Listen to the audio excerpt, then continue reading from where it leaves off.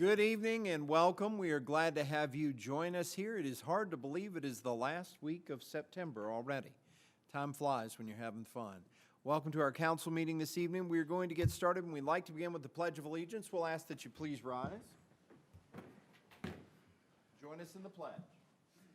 I pledge allegiance to the flag of the United States of America and to the republic for which it stands, one nation, under God, indivisible, with liberty and justice for all. Please be seated. And at this time, we'll ask that you join us in a moment of silence. This is an opportunity to use this for reflection, preparation for the meeting, or silent prayer, however you choose to spend this time.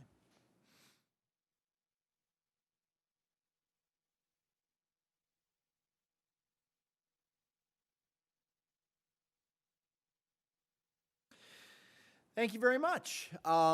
We will begin with citizen comments on public matters. If anybody has anything that they would like to share with the council, with the community regarding any of matters that are before the public on this council meeting or just in general, you can come down to the podium. Please state your name into the microphone for the record and limit your comments to 3 minutes or less. And I think if we have anybody, we have a new timer up here that you can actually see your time counting down. So that's something we've wanted for quite a while, and thank you to our IT and electric folks for helping us get that going. Nobody wants to test it out this week. Next time, we'll have them lined up out the door just to try the new timer. Thank you all very much. At this time, I'm going to ask Chief Holdaway to come forward, and I don't know, is Sergeant Height with you this evening? Okay, gotcha. We have actually been working with our police department and New River Valley Community Services to engage homeless challenges and to do some outreach in our community. And we asked Chief Holdaway to come report on some of that excellent work that's happening. Chief, the floor is yours. So much like what you guys have dealt with on council, we deal with it at the law enforcement level. Some of these complaints about the homelessness issues in our city. And so, you know, we want what's best for our citizens, for our city, and for the people in need of services and the people that are calling the police and complaining. So our previous response had been if we received a complaint, we would respond to it, and if there wasn't a mental health attachment or a criminal offense, we would just clear up and go to the next call for service. So now we've actually implemented a new model where we are collecting the data from these people and providing it to our, what we call HOT, our Homeless Outreach Team. And it is this information that's getting passed along to these guys, and so we're using that as an opportunity to provide services for them within our city, whether it's New River Valley Community Services, New River Valley Community Action, social services, church, faith-based groups. And so we're looking at the opportunity to extend beyond just going to the next call. And so it gives us a chance to actually invest as a societal approach to dealing with this instead of just from a basic law enforcement standard. So some of the things that we're doing with this model, once we have ability to communicate with these people, we're trying to implement a resource card that actually provides phone numbers, information, addresses, things for them that can help them depending on whether it's mental health issues, drug or alcohol, just the mere fact of getting them a home. So that's something that we're working on. One of the things that I guess I would say that I'm definitely the most proud of, that probably is unofficial and off the record, we really do have a good police department, and the men and women that serve here truly care about our citizens. When I'm talking to some of these homeless people, I'm hearing about stories where police officers are buying gas for these guys, paying for motel rooms, buying food, giving them clothes. So, it's definitely, our guys truly do want the best for these people, and our police department is definitely going above and beyond what is ever expected from a police officer when we're encountering those people that are less fortunate than us. We are not the only agency that is facing this problem, but I would like to think that we are, the spearhead where other jurisdictions are just dealing with it. We're actually trying to implement a model that actually is going to be something that we work and evolve and try to get something moving in the right direction. I would hope that, everybody is at least investing the same amount of effort and time that we are. I guess the last thing that's probably worth mentioning, on August 30th, we partnered with the New River Valley Community Action, and we left at about 4:30 in the morning going out just to identify homeless people in our community. We only identified 8 people, which is not a reflective number of actually how many homeless people we have in our city, But once we started getting in these homeless encampments and some of the places that they're staying, they don't want to have contact with the police. So a lot of them got up and started leaving. But at least it was an avenue for River Community Action to see some of the stuff that we're dealing with. They do a count every year in January, and that number is not reflective of our current trends and statistics and what we're seeing in the city. Thank you, Chief. It is a huge challenge, and I know a lot of homeless too are transient many times and come and stay here for a period of time, then they may go to another community, so it's always hard to fully capture that number. Really appreciative of the work you all are doing. I think this is the right approach to start building some channels of communication and to start helping folks find that there are more opportunities for resources. One thing I wanted to mention, and certainly we want to open up the floor for any questions that council has.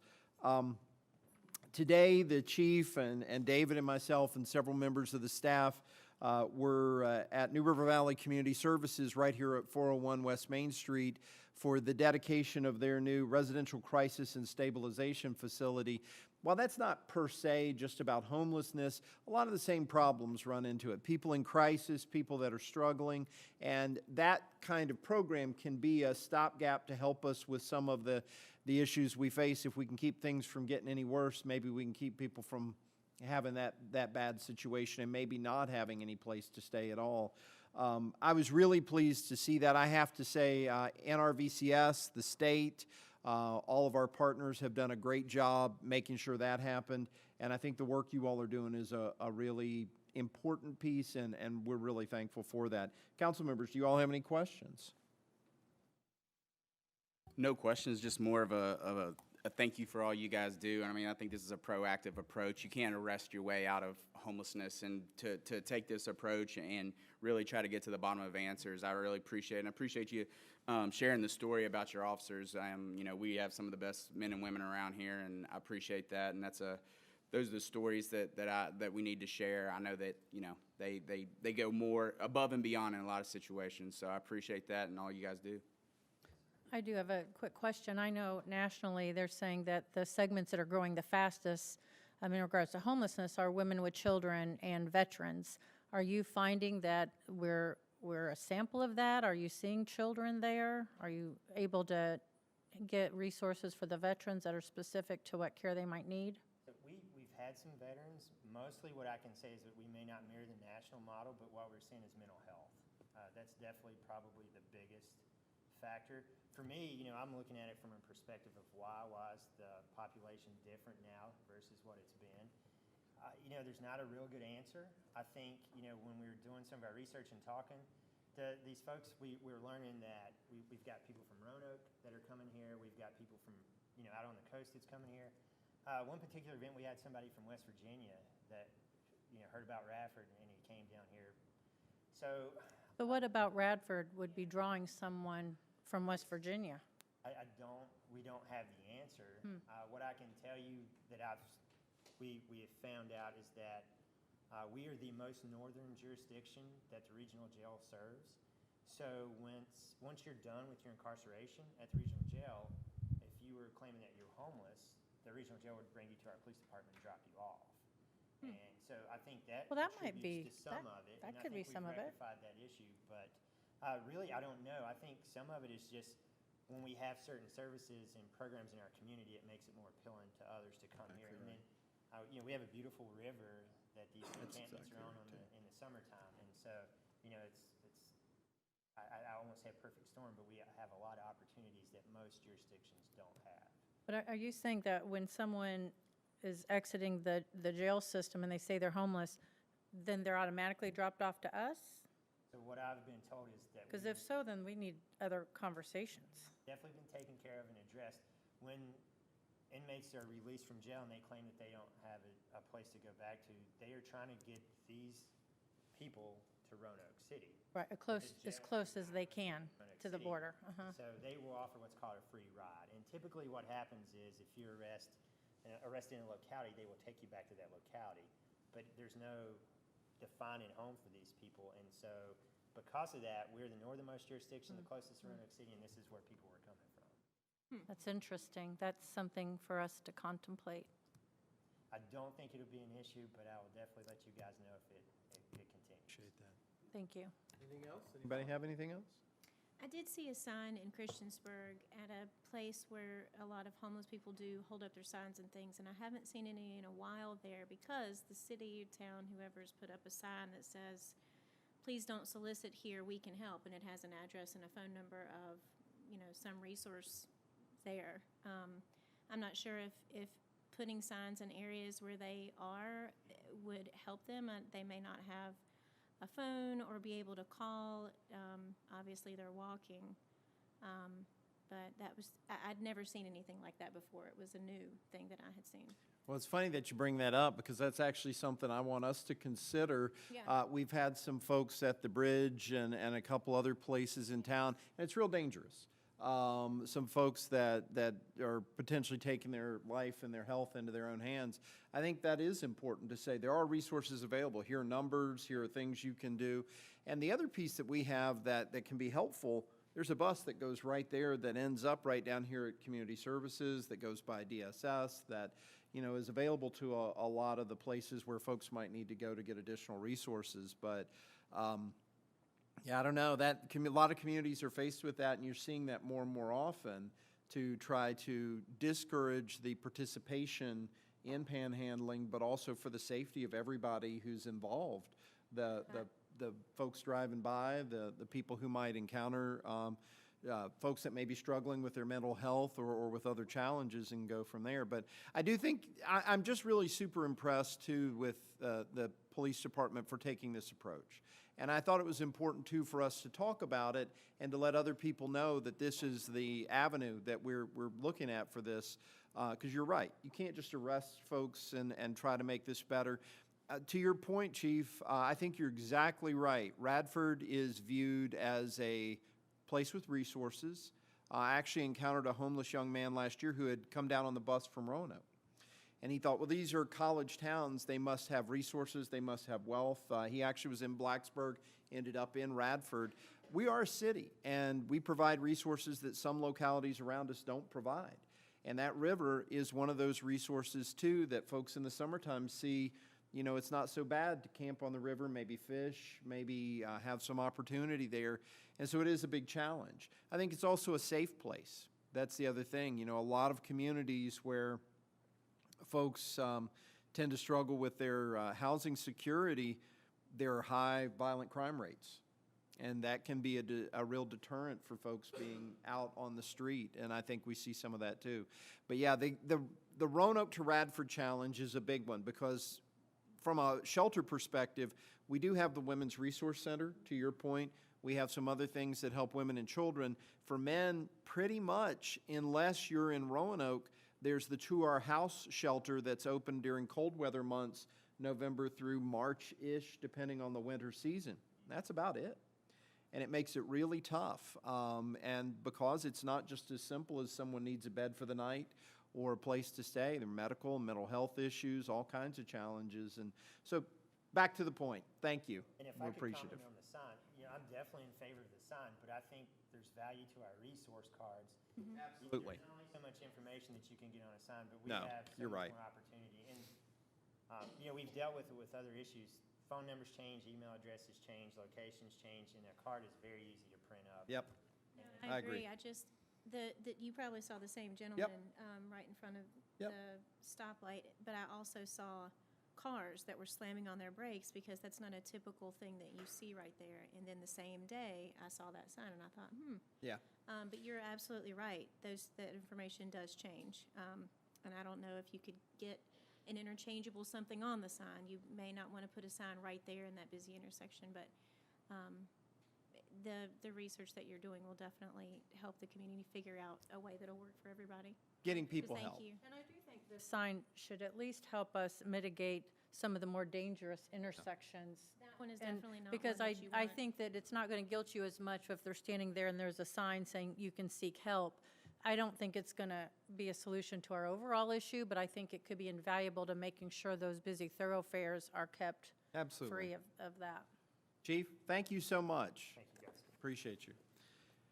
You know, this is just part of the ongoing community policing effort that our police department has. And Sergeant Height, I'm sorry she couldn't be here tonight too with the chief, but the work she's done, the work the whole team has done has just been remarkable. And I'm really impressed with this component, but all of it together. It truly is wonderful. Speaking of wonderful, Radford has the best electric department in the world. I'm going to just say that flat out. We are so fortunate to have folks who will be out there at 2 o'clock in the morning in the snow and ice, making sure folks get reconnected. And we see it because Radford tends to have some of the most reliable and most dependable power opportunities around. So the week of October 1st through the 7th is Public Power Week, and it was established to recognize our electric department employees. And Seth, I think you have a proclamation for us to present. City of Radford Proclamation, Public Power Week. Whereas the Radford Electric Department provides our homes, businesses, social service agencies, and local government agencies with reliable, efficient, and cost-effective electricity, employing sound business practices designed to ensure the best possible services. And whereas the Radford Electric Department is a valuable community asset that contributes to the well-being of local citizens through energy efficiency, customer service reliability, environmental protection, economic development, and safety awareness. And whereas the Radford Electric Department is a dependable and trustworthy institution whose local operation provides many consumer protections and continues to make our community a better place to live and work by providing reliable power services. And whereas the Radford Electric Department will continue to work to bring safe, reliable electricity to community homes and businesses. And whereas the employees of the Radford Electric Department are dedicated to providing Radford residents and businesses with reliable electric service, and they provide this by coming out to fix power in all weather conditions. Now therefore, the City Council of the City of Radford does hereby proclaim October 1st through the 7th, 2023 as Public Power Week throughout this city, and recognizes the Radford Electric Department for its contributions to the community and to educate customers and employees on the benefits of public power and provide reliable electric services to all customers. Mr. Mayor, I'd like to make a motion that we accept this proclamation. We have a motion. Do we have a second? Second? A motion and a second. Any discussion? All in favor, please respond by saying aye. Aye. And congratulations to our electric department. We are so thankful. Do we have anybody here tonight to receive the award for us? I don't think we do we?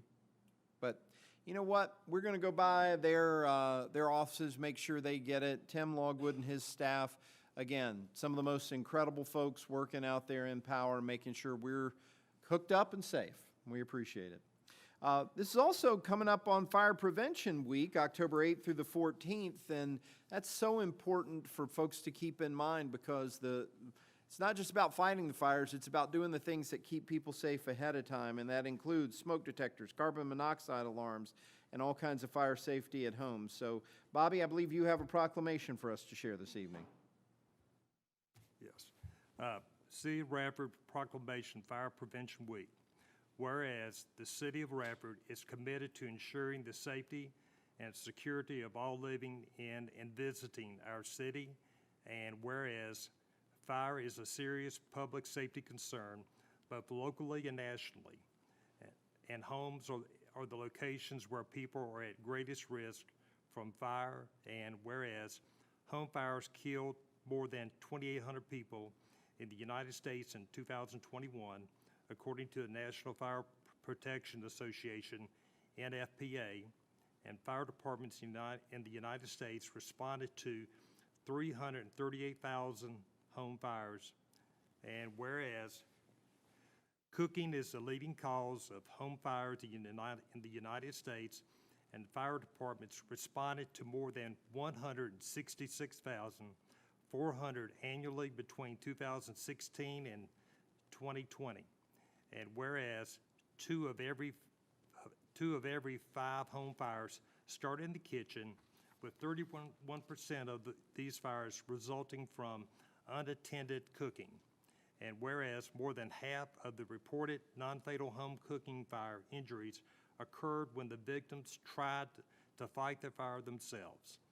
And whereas children under 5 face a higher risk of non-fire burns and associated with cooking than being burned in a cooking fire. And whereas Radford residents should turn pot handles toward the back of the stove, always keep a lid nearby when cooking. Keep a 3-foot free zone around the stove and oven, and other things that could get hot. Watch what they heat and set a timer to remind them that they are cooking. And whereas City of Radford first responders are dedicated to reducing the occurrence of home fires and home fire injuries through prevention and protection education. And whereas the 2023 Fire Prevention Week theme, Cooking Safety, starts with you. Pay attention to fire prevention effectively serves to remind us to stay alert, use caution when cooking, reduce the risk of kitchen fires. Now, therefore, the Council of the City of Radford does hereby proclaim October 8th through the 14th, 2023 as Fire Prevention Week throughout Radford, and urges the community to check their kitchens for fire hazards and sue safe cooking practice during Fire Prevention Week 2023, and to support the many public safety activities and efforts of Radford's fire and emergency services. I would like to make a motion to approve this proclamation. We have a motion. Do we have a second? Second. A motion and a second. Any discussion? All in favor, please respond by saying aye. Aye. Congratulations, Chief. You've got your team here with the fire department. Why don't you all come on down? I think they deserve a big round of applause for all they do to help us. And Bobby, if you'll come down here and we'll all go down, but you can present them with the proclamation there.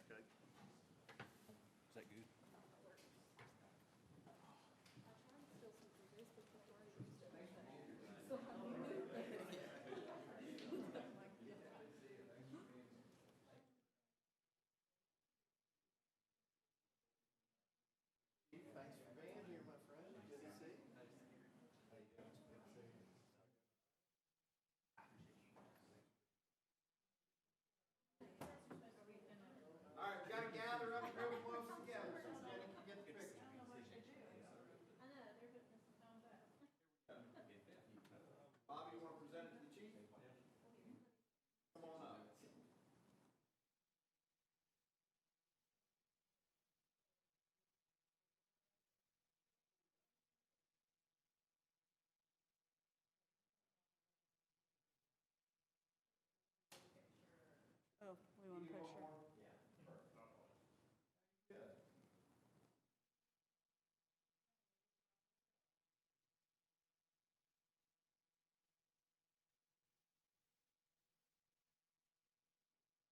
Thank you all for all you do, and hopefully if we get people aware, we won't have to do as much, right? We appreciate it. Thank you all so much. You all have a great day.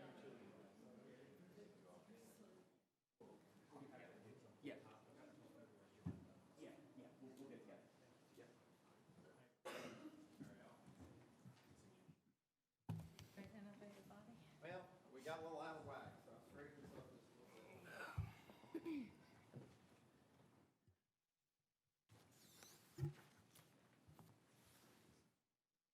We have all kinds of good things to celebrate, including Arts and Humanities Month. October is designated as Arts and Humanities Month, recognizing the importance that the arts play in the economy, the quality of life, and just general well-being of people. And Jesse, I think you have a proclamation for us.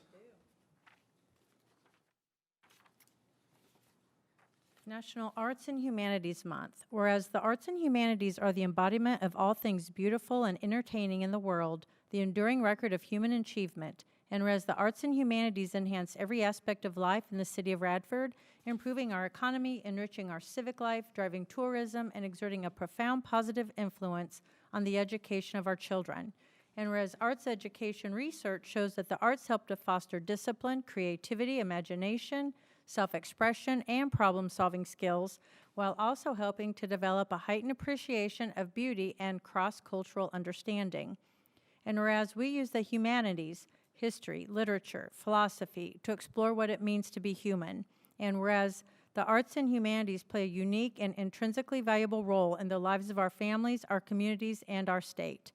Whereas the month of October has been recognized as National Arts and Humanities Month by thousands of arts and cultural organizations, communities, and states across the country, as well as by our White House and Congress for more than 2 decades. Now, therefore, be it proclaimed that the Council of the City of Radford, Virginia, does hereby proclaim the month of October 2023 as National Arts and Humanities Month and does call upon the citizens of Radford to celebrate, explore, and participate in the arts and culture of the City of Radford. I would like to make a motion to council that we accept this proclamation. We have a motion. Do we have a second? Second. A motion and a second. Any discussion? All in favor, please respond by saying aye. Aye. Aye. All right, and I want to point out a couple of arts events we have going on, certainly this month. Check out the display that is at Glencoe Mansion. They always do a beautiful job with the gallery there. We have Craft and Draft and Radford Homecoming on the same weekend. There's going to be all kinds of arts, crafts, music, and everything under the sun. Craft and Draft will be right out here at Glencoe Mansion, Homecoming at Radford University's campus. And then also during the Highlanders Festival on October 14th, we've got, I believe, last count I heard 30 craft vendors this year, which is going to be absolutely amazing, plus lots of great music. So the arts are in full force in Radford in the month of October, so all kinds of good stuff happening. Thank you all very much for those proclamations. We don't have public hearings tonight, so if you're looking at the agenda, we are not talking about our public hearings. We actually did that last time, but we do need to move to that old business and do 2 pieces of business on each of these pieces of property, and I'll explain a little bit about where we are. So for 110 Tyler Avenue, that is a little piece of land that was behind the old Screamers and Savex, and for those of us that have been around for a while, the Thomas and Ingram building, right next to the old building that contained Radford University Tanning, and before that was Caesar's Cleaners. This is an alleyway that needs to be vacated, and it's about 2,100 square feet. We had the public hearing. There were no public comments. The Board of Viewers was appointed. We want to thank all of our team of viewers. They said there was no issue and recommended that the right-of-way be vacated. So we have 2 pieces of business to do. First of all, we need to make a motion to receive the report of the Board of Viewers, and then we have to ask the city attorney to draft an ordinance. Do we have a motion to do those 2 things? So moved. We have a motion. Do we have a second? Second. Motion and a second. Any discussion? All in favor, please respond by saying aye. Aye. Aye. Any opposed? Okay. I think that's going to help that property be even more useful. We also have another piece of property that it just has a little bit of right-of-way land that's right next to the New River Fitness building. Historically, that was a whole host of other things, but it's soon to be home to some new useful things right off of West Main Street. It's a little stretch of Walker Street that's 1,485 square feet. Again, there's no impact on utilities or open roadway. Public hearing was held last meeting, and the Board of Viewers took a look at that as well, recommended it be vacated. So again, we have to receive the report and ask Mike Bedsall, the city attorney, to draft an ordinance. Do we have a motion to do so? We have a motion. Do we have a second? A motion and a second. Any discussion? All in favor, please respond by saying aye. Aye. Any opposed? All right. Thank you all very much, and I think it's going to be good. That'll help get some unused pieces of property in a more useful state. So that's a very good thing. At this time, we also need to consider some old business, looking at the City University Joint Advisory Commission and filling some slots on that. Kelly, I know you were looking into this. Do you have any nominations for us tonight or anything you want us to consider? I do have someone that expressed interest, Kelsey Jones.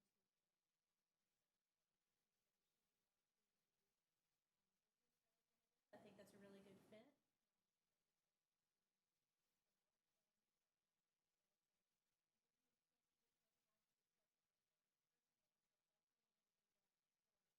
But I have no doubt Yeah. that, you know, she.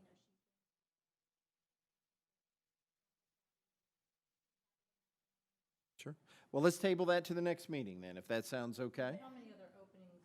Will you be full then with that one? No, there's one, Okay, that's there's what I one citizen opening, and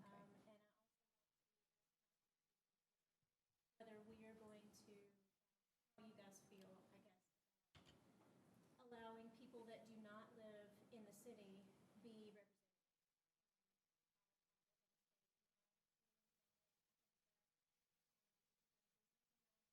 You definitely have a stake in it. I mean,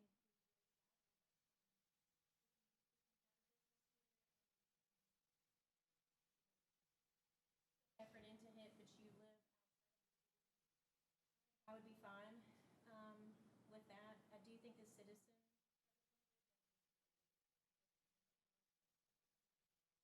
representative isn't a citizen.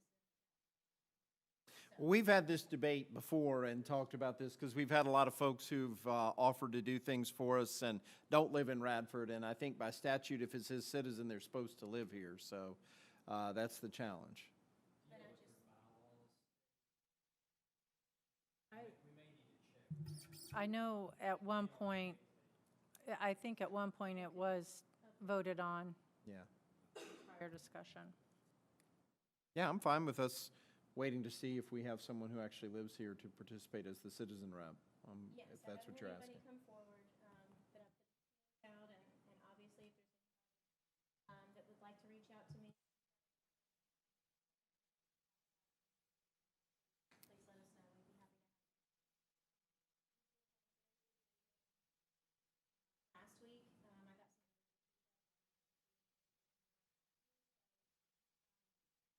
some really good to hear that, that other people thought that it was a good meeting like I did. I can talk about that at the end, but. You can talk about it now if you want to, since we're on this. Okay, well, so there was a lot of new members from the people that had sifted out and come on. Charlie was, we had the meeting at the Hub, and then Angela and Charlie were there.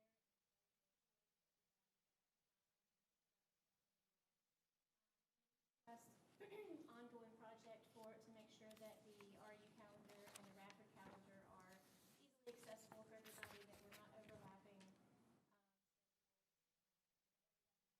what's available. We talked about how can we make the citizens feel more welcome on campus. One of the things that was brought up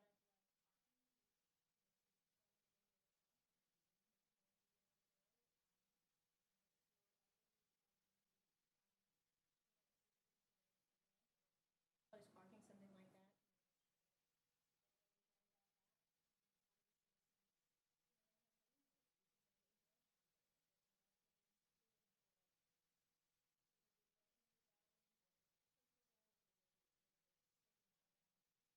You know that, so we were trying to figure that out. We talked about the Christmas parade.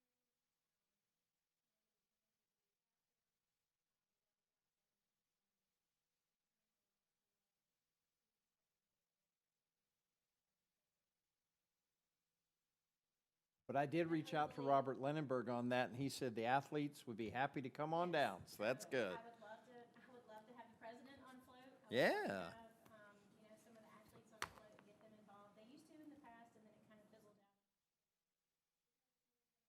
Because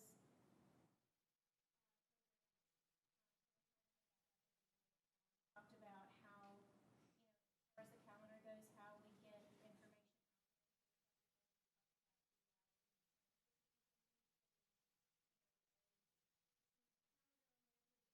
Code that will go to something that will show things. Or making a seasonal, something you can give out when people get.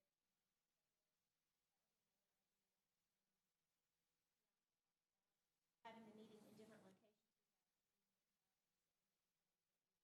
Talked about having the meeting, possibly having the meeting. Places. Salu that RU owns, and so that apparently is a great meeting space, so use that facility.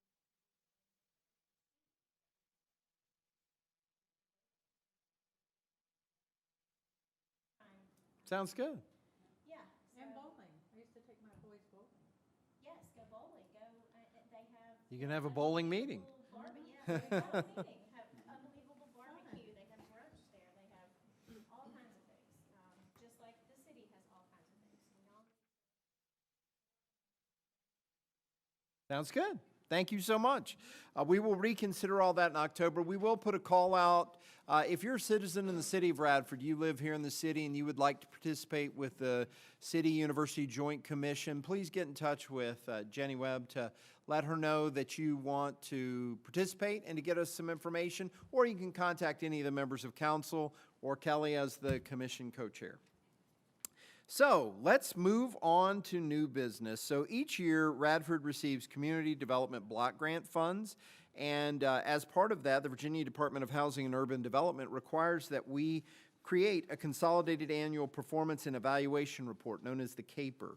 So we're going to talk a little bit about what our CAPER's been up to. Council members, you all have this. Melissa Skelton, who administers our CDBG funds and makes sure we get all this done, is here if you have any questions. I just want to point out a couple of key things. There are programs in the city that receive tremendous support, such as Bobcat Backpacks, the Homeless Intervention Program for New River Community Action, Meals on Wheels, a whole host of things, the Women's Resource Center, that it makes a big difference for all of those agencies. And in addition to that, this has helped support some of the economic enhancement with the facade improvement with POP. And a portion of the funds were set for us to use for our East Main Street project, although since we've gotten a little bit delayed in some of that, we're hoping to get some of that spent in the calendar year 2024, but before the end of the budget year. But do you all have any questions for Melissa or anything in general? It's money well spent, and people have the opportunity through Melissa's work to say, hey, we have a great agency, why don't you consider funding us with part of the Community Development Block Grant money? That was one of the main questions that everyone asks is how, if they do have a program they'd like to submit, could you maybe, and I know you've explained it before, could you explain a little bit about how a program could go about requesting that?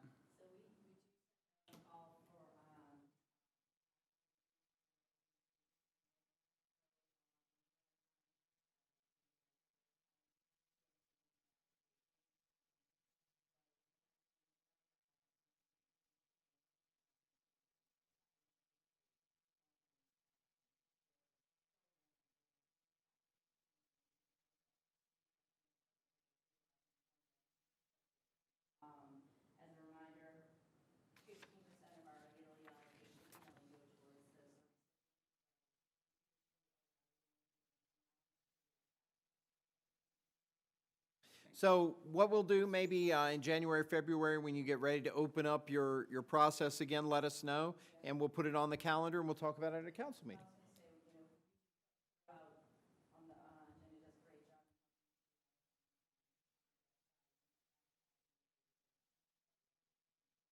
Any other CAPER questions? One of the projects that I'm always, as you know, going back to, because I feel like despite our best efforts, it remains underutilized, is the emergency home repairs. If someone, oh, do you have some good news? We got 2 this year. We actually have, we only did 2 last year. Fantastic.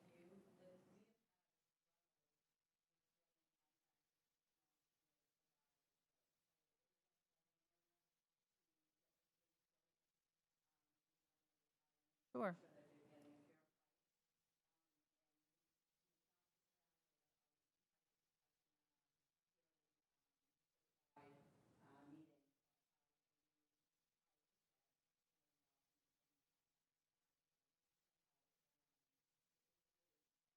But I think it shows that you're getting the word out. I mean, people are now applying with greater frequency. If someone has an emergency repair, can you give a brief, like, synopsis of what they do and what, like, a basic requirement is to be able to get that? They have to contact me or Katina.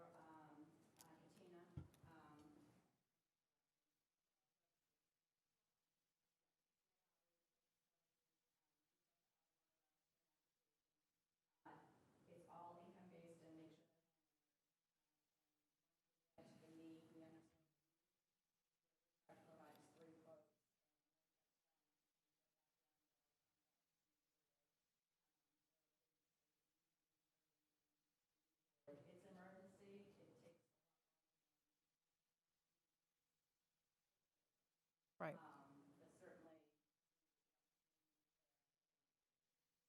And I think one of the main points that we need to point out again is you have to be a homeowner. So Yeah, it's that's not always the the tricky renter. part. If you're renting, you don't necessarily qualify, you have to own the home.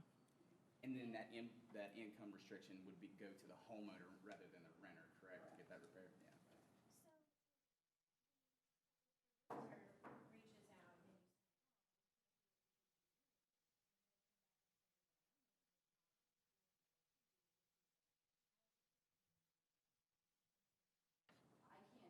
Yeah. Yeah, we struggle with that. We do. We struggle with that because we're limited with what the federal government, I mean, technically that is a business and that business should be maintaining their end. We do our rental inspection program and we do things along all that line. But it's just a challenge because we don't have a pool of money to say, here are repairs for properties that maybe aren't meeting our minimum requirements for what we would think for the rental inspection program. And just to add as a reminder, this paper was the program year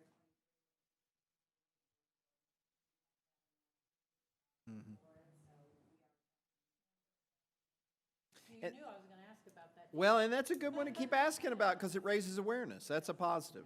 That's a positive. You got something else? Nope. that was Okay. it.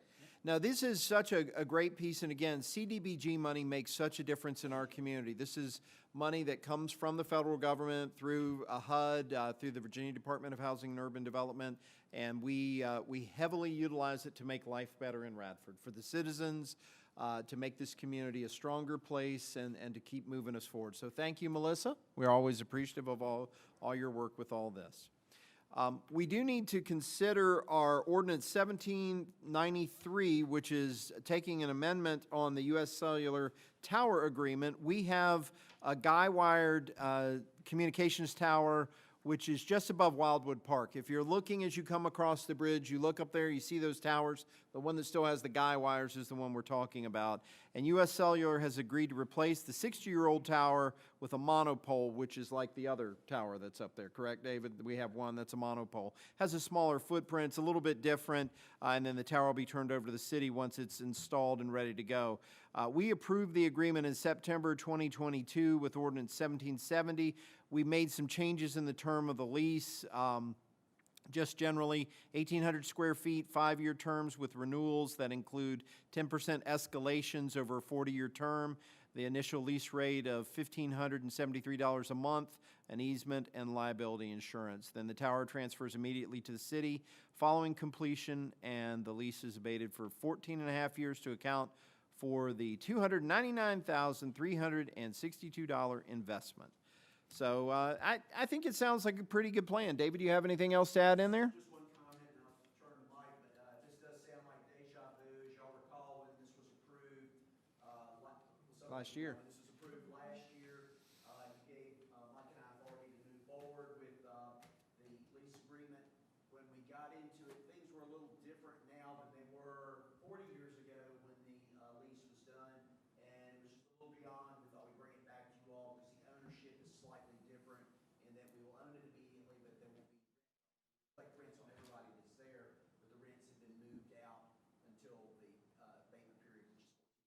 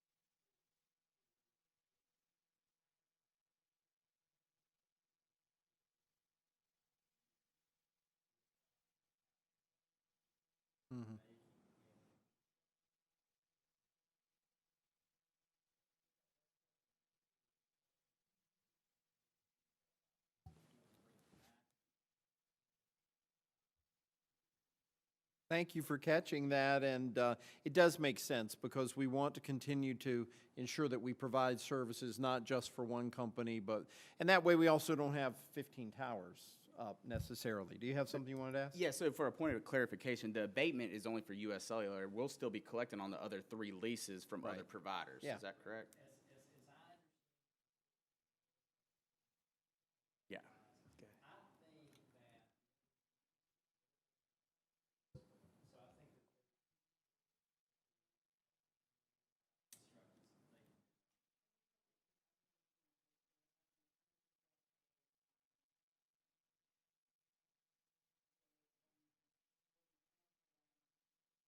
I will send out notices and letters saying,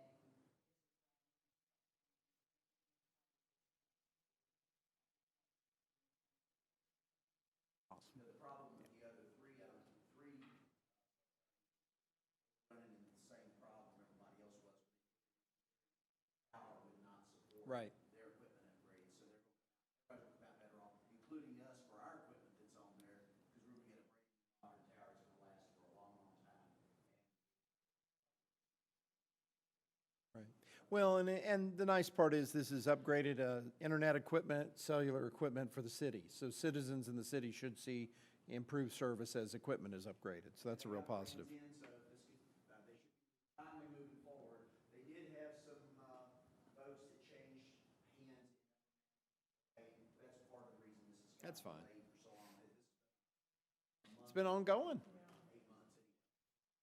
Anything else? Anybody have anything else? We have ordinance 1793. Do we have a motion to approve the lease? We have a motion. Do we have a second? A motion and a second. Any discussion? All in favor, please respond by saying aye. Aye. Any opposed? Having heard 4 affirmative votes, we can dispense with the second reading if so desired. Is there a motion to do so? We have a motion. Do we have a second? A motion and a second. Any discussion? All in favor, please respond by saying aye. Aye. Any opposed? Okay, Chief, I'm actually going to call an audible and ask you to come back up just because I always like to talk about this. Our next piece is Appropriation Ordinance 1787.11, and it's asset forfeiture. So, and you correct me if I'm wrong, but I may just turn it over to you and let you talk about it a little bit. When there are assets associated with the commission of a crime, many times those get taken, whether it be a car or money or things associated along that line. After someone has gone through the entire legal process, been found guilty, and those assets are deemed as forfeited, the police department has an opportunity to receive some of that. Is that correct? Yes, sir. And they have the opportunity, as a citizen who might get in trouble and have their assets forfeited, they have an opportunity to go through that whole process to make sure it doesn't happen, so by the time it gets to this point, all of that has been taken care of. Yes, sir. In fact, the funds are court ordered. Right. I like to confirm that because I always have people ask, why are you using money from things you've taken from people? And I always like to confirm that. So we're looking at $70,125. Can you talk a little bit about what you want to do with some of that? So, it's an annual appropriation, and this money is used to offset some of the additional costs. It's very much regulated by the Code of Virginia and DCJS. Some of the things that we're allowed to use it for is education, training opportunities, community engagement. Much like the resource cards that we talked about earlier, if there was potential to fund that, we could use it through this sort of application money. The one thing that I will say is, I'm a huge benefit of asset seizure money. I had an opportunity to go to University of Richmond and Pels last year, and part of that was paid through asset seizure money. So it helps to educate our police officers, provide training, and ultimately make our city a better place. Absolutely. And I like talking about it because, again, this and the piece you talked about earlier, it's all about prevention. It's not just response. It's about intentional action to make things better, whether it's through training or through some of the action that we have or through the community outreach program. So very appreciative of that. Any questions, council? I see on here, it says further investigations, training, career development, equipment, and community education. I'm curious, equipment-wise, are there some things on your list that maybe I can take off mine? No, ma'am, it's just a catch-all if we were to need something. and Okay. Yes, ma'am, we could use it based on the code. That's some of the things that we could spend the money. Okay. Any other questions? Do we have a motion to approve ordinance 1787.11? We have a motion. Do we have a second? Second. A motion and a second. Any discussion? All in favor, please respond by saying aye. Aye. Aye. Any opposed? Having heard 4 affirmative votes, we can dispense with the second reading if so desired. Is there a motion to do so? So moved. We have a motion. Do we have a second? A motion and a second. Any discussion? All in favor, please respond by saying aye. Aye. All right. Chief, thank you very much, and thank you for the hard work you all are doing. Our last item under new business is a request to close a portion of Kent Street. So for those that are unaware, and thank you for bringing up the map, if you're looking at West Main Street in Arlington, the third leg of the triangle there is Kent Street, and it's just a very small little section. Talking with Rachel Doyle, the owner of the Radford Coffee Company, she is planning an event on October 1st to accommodate the Makers Market from 9 until 5 p.m. They actually have 33 vendors now. She and I were just talking. She had planned to be here this evening but was unable. 30 artisan vendors, music, and the coffee shop will be open with a full menu from 9 until 3 on Sunday. They're going to set up with some people inside the building, but then they're going to move throughout the Triangle Plaza, and that's just not going to be enough room for them to have everything they need, so they'd like to expand out to Kent Street. Originally, we talked about closing Main Street. That is a huge challenge for all kinds of reasons, and not the least of which is where do you put all that traffic, and where's the redirect route? So Kent Street was a good alternative. David, do you have any comment? No, pretty easy to do, so the council's in agreement with provide barrels and they will.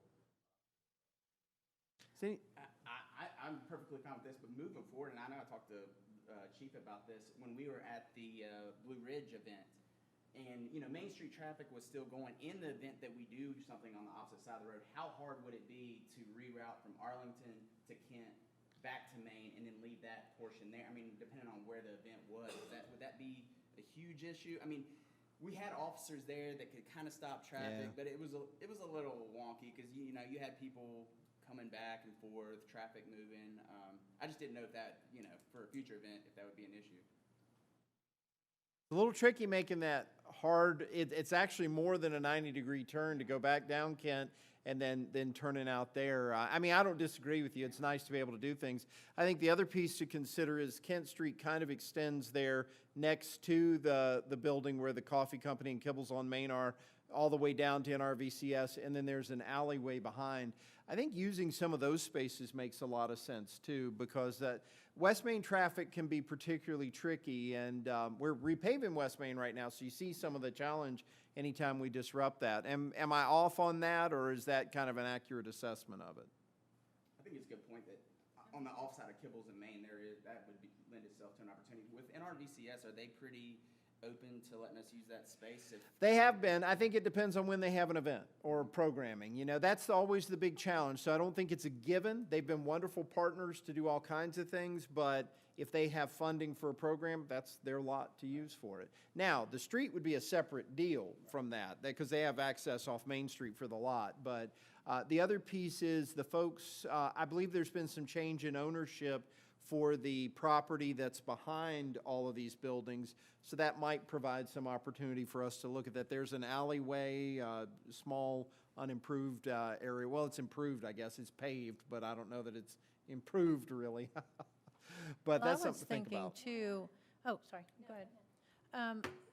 Would it even make sense if we had some sort of yellow beacons when it's busy times that we could engage, just to tell people that it'll be heavy, you know, pedestrian traffic for events? Well, we already have 2 crosswalk signs down there. I that know, are- but I mean, like, but people, I think, get accustomed to seeing Sure. that. But I think when we're holding an event, to just, because it can be a dangerous intersection, and I know, you know, with the open house, the officers were kind enough to come out just to ensure safety, but it'd be an inexpensive way to just kind of draw it to people's attention on the occasion we do have an event. David, what do you think? We're going to think through these, because these Yeah. private events, we're going to start bringing the public sector, our Right. partners out to put signs up and things like that. Insurance, there's a lot of things that are going to get complicated. I think right now, y'all are trying to accommodate helping businesses out. Right. And promoting this, and for instance, I know Kim's looking at the possibility of doing, one of the makers markets or something at Right. Christmas time. So that would be a city event, Santa Claus will be there, that kind of thing.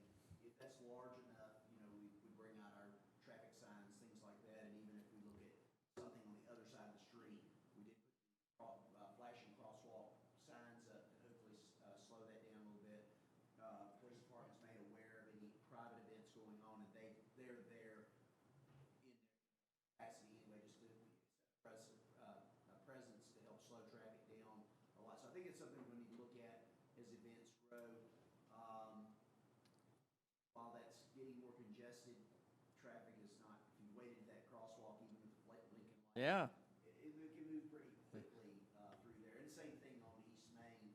I know as we look towards having events on East Main. We Yep. talked about that at the City University Advisory Commission meeting last week. And then possibility here with, you know, Rock Road and other roads, we can make some special events down the road. I think we need to look at that part of it. Right now, this is a private event, or treat it as private and just leave it.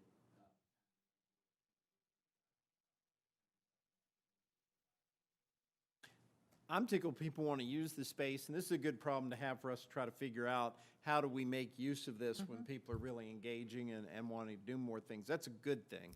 Back to Jesse's question, we do have some electronic signs that portable we bought, so if there is a bigger event, we can put those on each, Yeah, a special event ahead. yeah, Or something like that. So, yeah, Perfect. we do have something, whether it's, no matter where it is in our community, Yeah. if it's a city sponsor.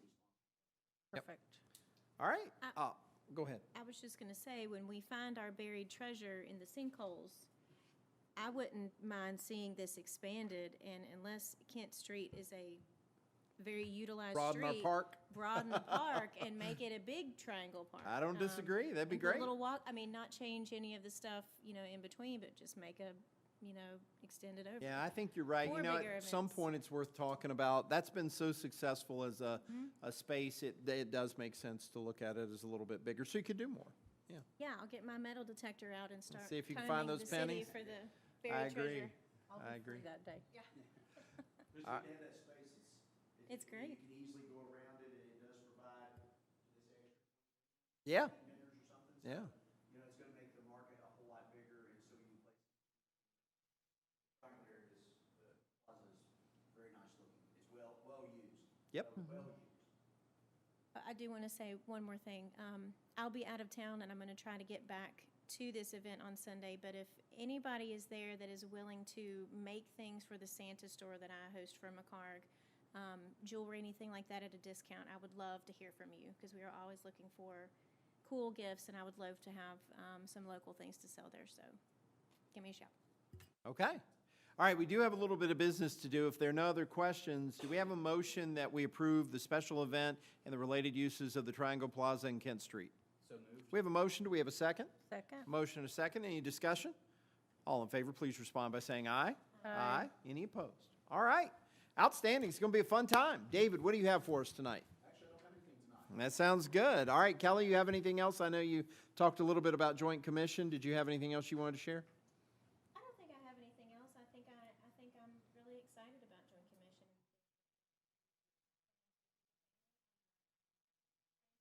And ride down and find something to do on campus myself. Good. I'm gonna send out an email and task all the. Go and Google and see how easy it is.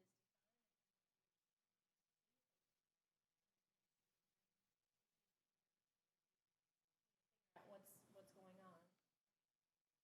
Come to the planetarium. Yes, the planetarium. there you go. I've never been. I need to get on the transit and go to the planetarium. Absolutely. There's a stop literally 20 feet from the parking lot, Yeah, so. I feel like we need to utilize excited about that. I'm sad. But I wanted to thank Kim for. I went to all except for one. Excited about other businesses wanting to host events.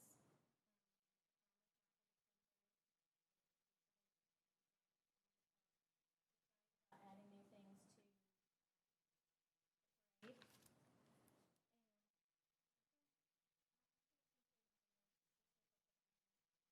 Okay, thank you. Jesse, what do you have? Yes, my moment of silence today was dedicated to Avis K. Wilson.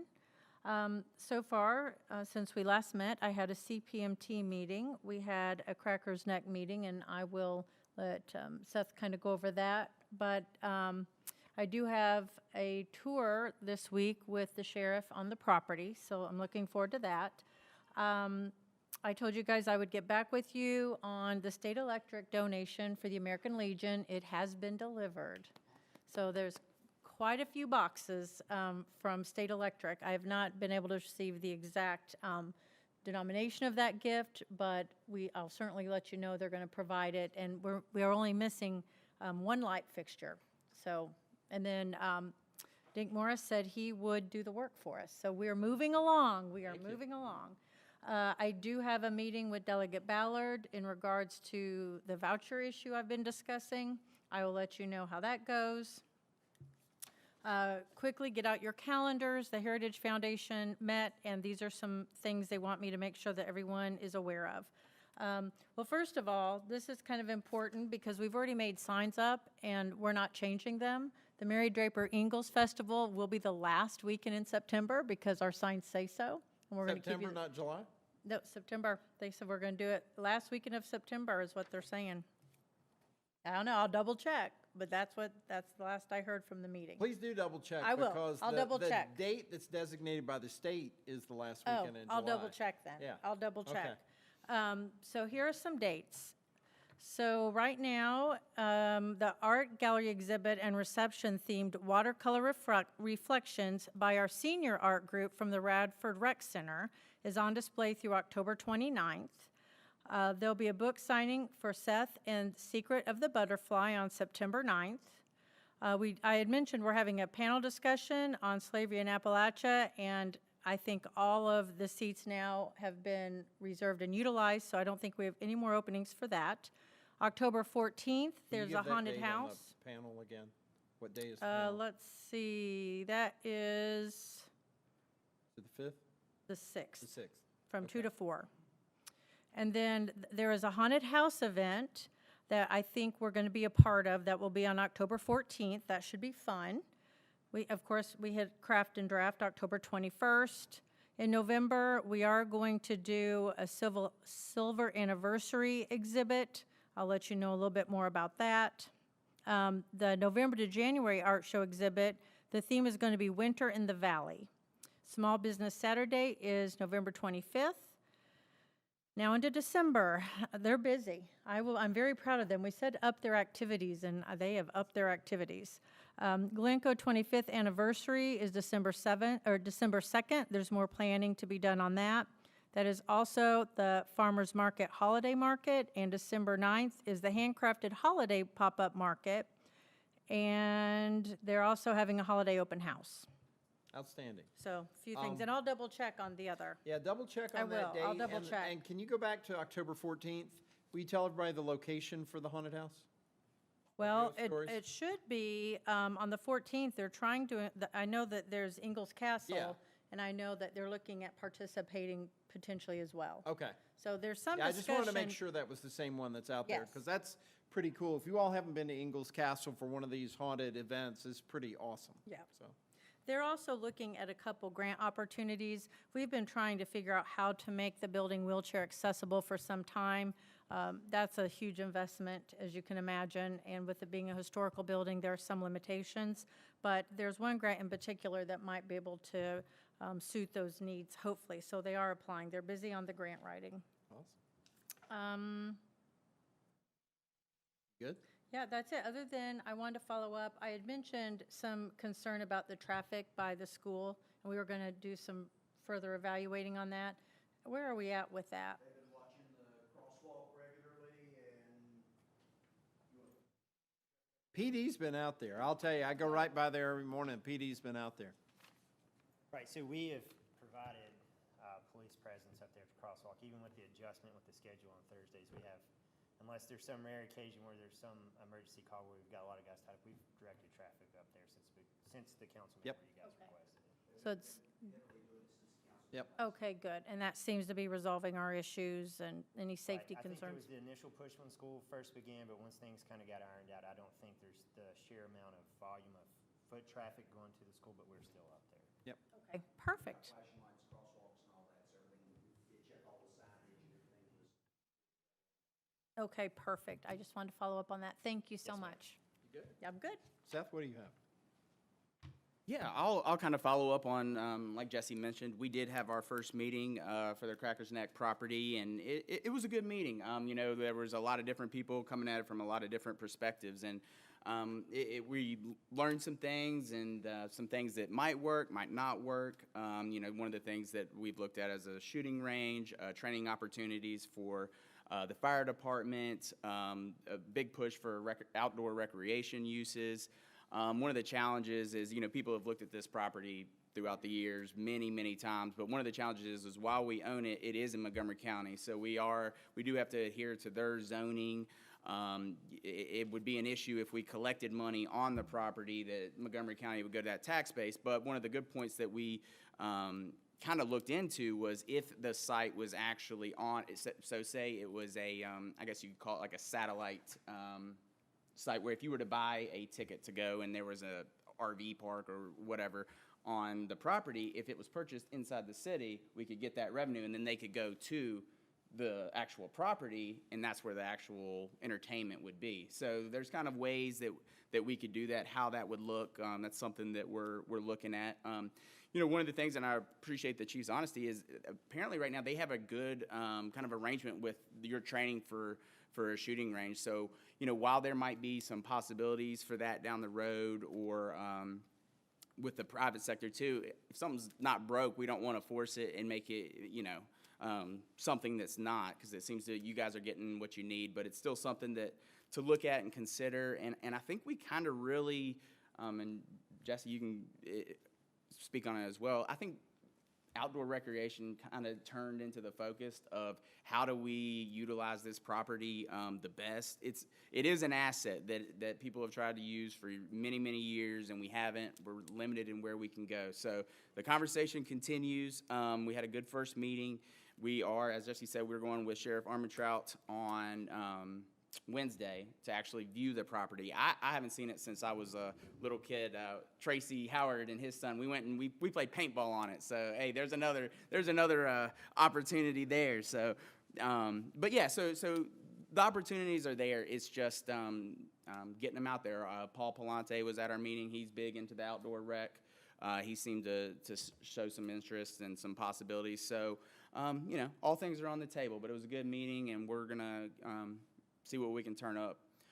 Lastly, I don't have much tonight. I was able to attend the NRV Railroad Express Cafe last week for their ribbon cutting and had a great time.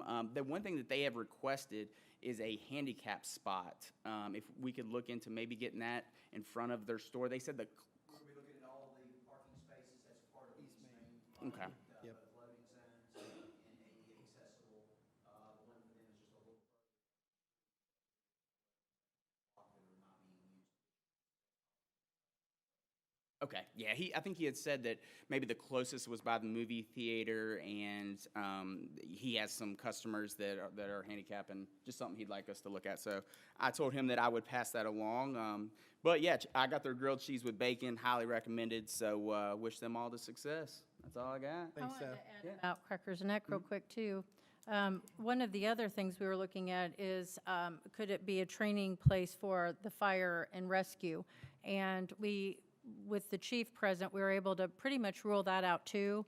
One of the things that they need to train, of course, with fires would be water, and we don't have anything close by to really meet those needs. And so we'll have to continue looking at maybe some other spots that we have that might be more appropriate. So that one was ruled out, too. I think we did a better job of ruling things out, which was half the battle because we had a long list. Right. But you know, that was an important part of this process. Rather than just say, we're going to build a firearms range and go down that path, I think it was important to have these discussions first to say what's the best use, what can we do, what can't we do, and where do we need to go so that we're making a good choice. Thank you. And Thank I'm you very proud of much. our departments because they had every opportunity to put that one out there, and, you know, we were prepared to give that support, and I appreciate their honesty in saying, you know, our resources probably at this point could be redirected elsewhere.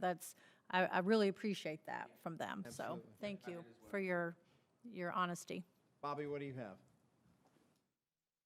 Yes, I went to the football game Friday night, and I tell you, the Bobcats, well, I've been to the last 3 games. Bobcats look tough, really, 5-0. The next game's gonna be a tough one. Salem, that'll be tough, but I believe maybe they can take it to them, so we'll see. Chief, appreciate your presentation on the homeless. Appreciate your commitment and your police force. And, you know, that's, I know that you folks are going out of your way trying to do the right thing, and I do appreciate that. And also, Kim Repass, you know, I know Kim worked hard to get the concert. I can't imagine everything she went through trying to get the concert, everything lined up, and then the weather didn't cooperate. Now she's got to start all over again, so that's, that doesn't sound like a fun time trying to get through that process, but, you know, but Kim's dedicated, and I'm looking forward to the concert that's coming. Thank you, Bobby. Yeah. Yeah, yeah, next year. Yeah. In fact, the opening act already announced that it was going to be May. She went on her social media and announced it. So Yeah. I didn't know how official that was, but she said, I'll see you in May. And we said, okay. So we'll see where we go. But Bobby, you're right. Those Bobcats are amazing. You know, I always encourage folks to come out and check out whether it's the arts at the high school or sports or anything going on. Supporting our families and kids is really important, and if we can do that, absolutely, that makes a big difference. And there's all kinds of ways you can support, whether you can physically be there or help them out with some of the fundraisers and activities that they do. We're so appreciative of that. This Wednesday, speaking of support, is Radford Gives Back, the Radford University program that supports Bobcat backpacks. So Wednesday afternoon at 5 o'clock will be, all day we'll be collecting donations at the Student Recreation and Wellness Center on campus. At 5 o'clock, there'll be a nice program to talk a little bit about the whole program, Radford Gives Back, Bobcat backpacks. Then they're gonna load a great big old truck up and bring it to the Presbyterian Church. We need help about 6 o'clock, between 6 and 6:30 to unload it. So if there's some strong backs and arms that are willing to help unload all that, this will likely be the vast majority of the food that they use throughout the year for Bobcat backpacks.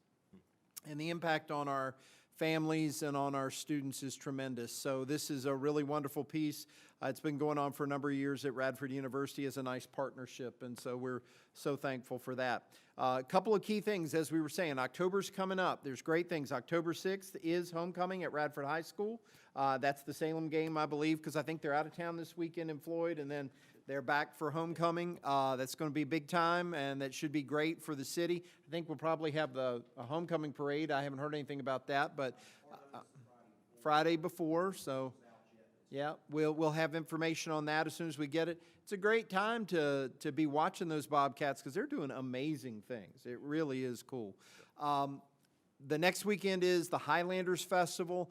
Please plan to be a part of that. For several years after we decided to move the festival from Bissett back to campus, it had coincided with fall break, and that was not great for the festival. Well, guess what? It's not on fall break this year. Fall break is actually October 6th and 7th. So the students will be here. It can be the biggest festival we've had in years. So come on out to the Radford campus. So again, you were talking, Kelly, about visiting campus.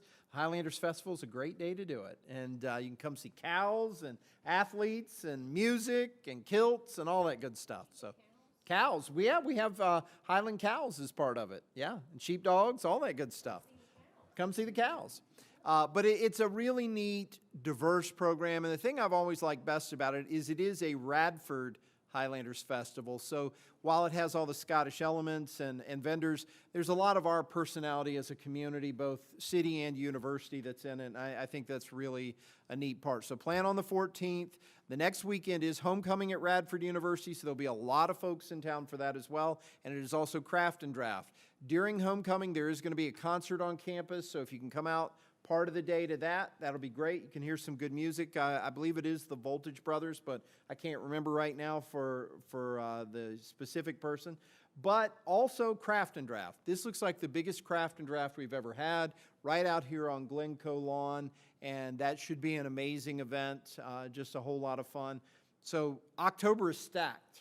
And then after you finish all that, you can go get the wits scared out of you at the haunted house at Ingalls Castle and check it out, because that is going to be a lot of fun, and that's a scary place anyway. That can be a neat place. But La Riviera is one of Radford's great assets going back a long, long, long time, and I think it's a neat use of that space. thank you to everybody who's doing all that they're doing. We heard wonderful things again from the chief tonight. I just want to impress upon everyone about this new facility at NRVCS. The 401 West Main Peer Center has been a wonderful asset for the New River Valley, but for the city of Radford. I've gone to several programs down there on the holidays where folks who don't have Thanksgiving or Christmas or New Year's plans are able to gather together. That helps solve a lot of problems in people's lives, and it makes such a big difference. In addition to all the substance avoidance, recovery, and support programs that are down there, there's just a lot to help people have a better quality of life. And this new crisis center is going to really make a big difference. And it doesn't look institutional when you go visit it.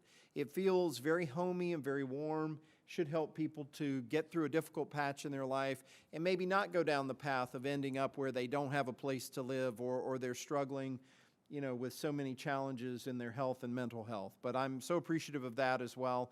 And thank you to all of you for all the work you're doing. Thank you to city staff. We've got good things happening in Radford. Let's keep it going. With that, we'll say good night. Good night. I'm glad you said that. Now I'm questioning my notes. Well, I'm not sure. I just wanted to